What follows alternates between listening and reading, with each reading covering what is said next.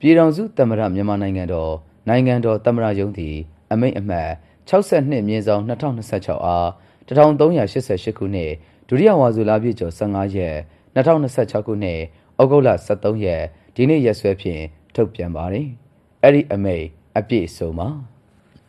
လုံခြုံရေးနှင့်နယ်စပ်ရေးရာဝန်ကြီးခန့်အပ်တာဝန်ပေးခြင်းကချင်ပြည်နယ်အစိုးရအဖွဲ့လုံခြုံရေးနှင့်နယ်စပ်ရေးရာဝန်ကြီးဗိုလ်မှူးကြီးကျော်သူရအားစစ်ဘက်မူလတာဝန်များပြန်လည်ထမ်းဆောင်စေပြီးပြည်ထောင်စုသမ္မတမြန်မာနိုင်ငံတော်ဖွဲ့စည်းပုံအခြေခံဥပဒေပုံမှန်262ပုံမှန်ခွဲကကြီးပုံမှန်ခွဲငယ်2ပုံမှန်ခွဲခခွေင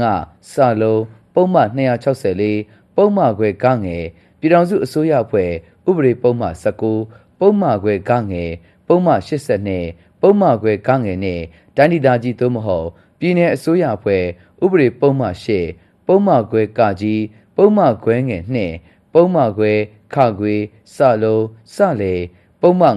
56ပုံမှန်ခွဲကကြီးတို့အရာကာကွယ်ဦးစီးချုပ်ရုံးကြီးမှ